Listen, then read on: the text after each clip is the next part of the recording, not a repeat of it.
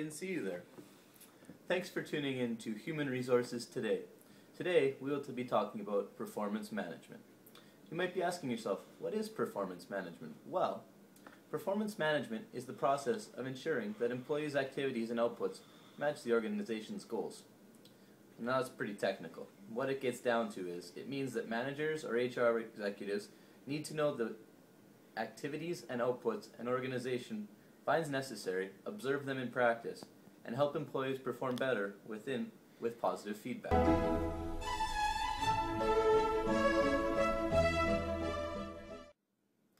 Now, how would you go about doing this? Well, the best way, or the old way, was a simple performance appraisal. But most managers tended to focus on the negatives, and that didn't really work out too well. It created a lot of tension between managers and employees. Now, most good executives know that each company is different, and that they must create a performance management plan that is effective for a specific company. I haven't been happy with the way the performance appraisals around here have been going, so we brought in a special consultant, Brendan Bennett, and he's going to tell you how we're going to improve our performance management here. So there's a few steps we need to do to improve our performance management plan. The first one, we need to specify the relevant aspects of performance. These aspects are basically culture, goals, objectives, and job analysis. Second is we need to appraise performance. And third, we need to provide positive feedback. So this is always provide problem-solving experiences in areas where employees have performance gaps, and tryperformancereviews.com. Welcome back, everyone. Now that you guys have had a couple hours to digest what our consultant, Mr. Bennett, brought to the table, do you guys have any ideas on how we can make these performance management measures effective? Well, I think that a method should be valid, so the extent to which a measurement tool actually measures what it's supposed to. So that means maybe omitting all the irrelevant information and keeping all the relevant ones. I like it, I like it. I think that we should use something called fit for strategy. Basically means that the criteria fits with the organization's strategy. So if our strategy is to make sales, our performance measures should be sales related, not based on administration abilities. Awesome, let's keep rolling. I like the idea. I like both ideas. We have to make sure though that it is acceptable to people who use it. So employees and the rest of the organization have to agree and accept it for it to be effective. Perfect, I like it. And I think to fit with validity, it also needs to be reliable, which describes the consistency of the results to the performance measure. And the most important is to have test-retest reliability, and that refers to the consistency of results over time. All right, looks like you guys have done your work. The one thing I also want to make sure we do is make sure the feedback is positive. I don't want anybody getting yelled at or put down. Everything's going to be positive, and we're going to show our employees how to make things better. Thanks for coming in, Mr. Bennett. We appreciate your help. No problem. Let's get to work, guys. All right, Maya and Stephanie, I would like you guys to work on the methods for our performance management. Okay, Joseph, we thought of so many ideas for you. First of all, the critical incident method. No, but I thought of a simple ranking method we can use. What about the behaviorally anchored rating scale? No, a forced distribution method, I think that would work so well. Behavioral observation scale? Pair comparison method? Organizational behavior How about a modification? graphic rating scale? Management by objectives? Mixed standard scales? Or balanced scorecard? Whoa, whoa, whoa. That's enough. That's way too many. Girls, pick your top 3, and let's go from there. Okay, Joy, so we came up with our top 3. Our first one is called Management by Objectives, or MBO. It's basically a system where people at each level of the organization set goals in a process that flows from top to bottom, so that employees at all levels are contributing to the organization's overall goals. And it has 3 components to it. Goals and objectives should be SMART, which stands for specific, measurable, achievable, relevant, and timed. The second one is managers and employees work together to set the goals. And the third one is the manager gives objective feedback through the rating period to monitor progress towards the goals. We also thought a graphic rating scale would also work. It uses a list of competencies and provides a rating scale to each competency. The scale is used to indicate to which extent an employee displays each competency. Some of the cons, though, you have to decide for yourself what is considered poor and what is considered excellent.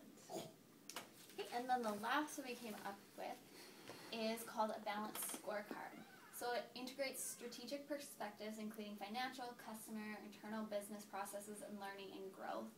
And the basic idea is that managers should go beyond meeting just financial targets and also focus on the progress of other important goals like employee and customer satisfaction. Perfect. I like your work, girls. All right, and Jimmy, I want you to work on sources of performance appraisal.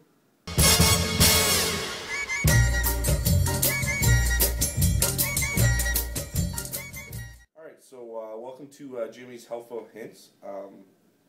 So I'm going to talk about the sources of performance info. When traditionally this approach was what happens when managers gather info about their employees' performance and arrive at performance ratings. Companies now are turning to a 360-degree performance appraisal.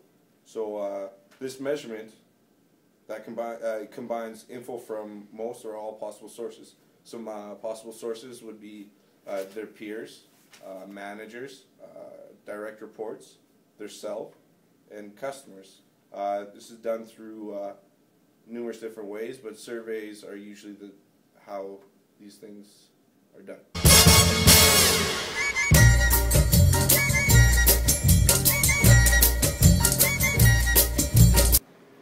feel like the staff is still missing something. What could it be? Figured out the performance management issues.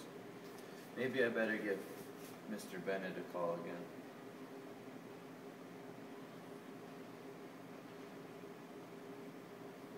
Hi, Mr. Bennett. Could you come in again? We need some more help. Tomorrow? Perfect, thanks.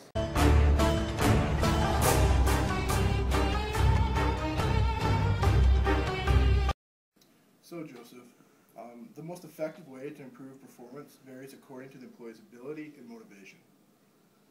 And there are about 4 different types. There's misdirected effort, solid performers, underperformers, and underutilized. I think I've got one of each of those.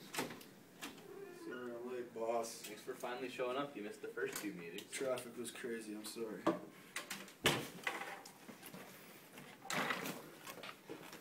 Alright, Jeff.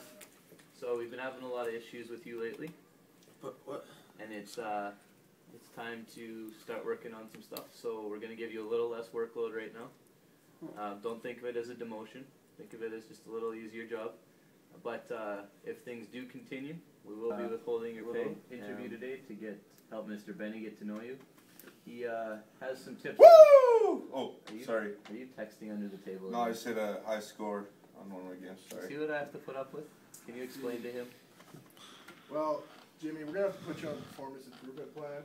So this is basically a summary of your performance, and it's an action plan that we hope you mutually agree to. And we're going to pick some specific dates and just review your progress throughout this term. Yeah, whatever. Sure. Can I get back to work now? Sure. Alright, Mai, thanks for coming in for your interview today. Mr. Bennett's going to be sitting in on your appraisal here. Hi, it is so nice to meet you. It's such an honor to be here. I love working for this company. Mai, you've been with us for a short amount of time, but we really like where you're headed and your direction. So in the future, we're going to get you a little more training, get you a little more seasoned, on the right track for this organization. We really like that you're going to be part of our future. And Mr. Bennett thinks that you just need some positive feedback. Lots of candid. I'm going to be very candid with you, very straight up, so don't take any offense to anything I say. And lots of training over the next little while. Thank you so much for this. No problem. Hi, Steph. Hi. You are doing such a great job right now. Are you happy with the position you're in our company? I'm very happy with my Okay. position. Mr. Bennett and I have been talking, and we think there's actually opportunity for you to move up the ladder. You really nailed your last presentation, and because of that, we're going to give you a paid vacation, a little bit of a raise, and then we're going to talk about a promotion when you get back. Oh my goodness, thank you so much. Well, Mr. Bennett, thanks for coming in again. It's very helpful. Your management experience is always great to have around. You really taught me the different kinds of employees and how to manage them. I appreciate it. My pleasure. Thank you. We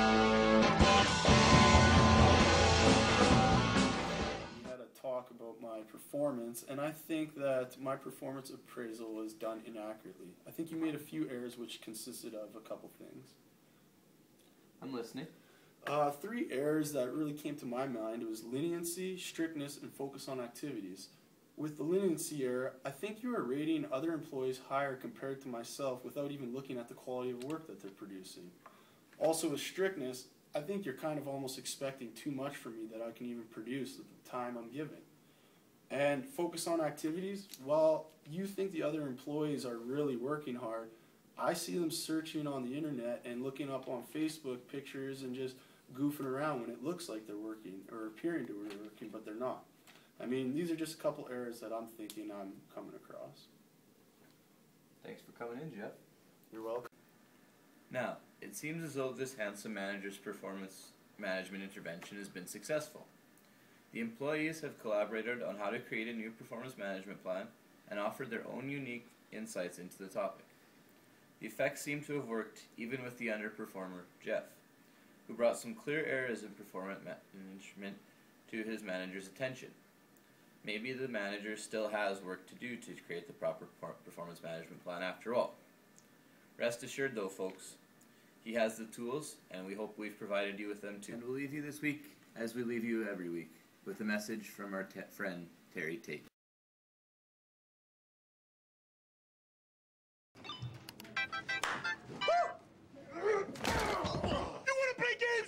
Well, Terry's back, and I got a new game for you. It's called How Much Pain Can Gene Stand Before Gene Learns Not to Play Games Anymore. That's my game. That's Terry's game. And when it's game time, it's pain time, baby. Whoa! Okay. Based off our prior meeting, I was wondering if we could go over our meeting from before. I think you rated my performance appraisal inaccurate. And Jimmy, I want you to work on the whatever you're working on. What is it? Performance. Sources of performance info. Jimmy, I want you to work on sources of performance appraisal. Okay. Alright, team. So now that we've got an idea of what performance measures are, Well, Mr. Bennett, thanks for coming in again. Your management experience is always helpful. You need to stop laughing. Cut.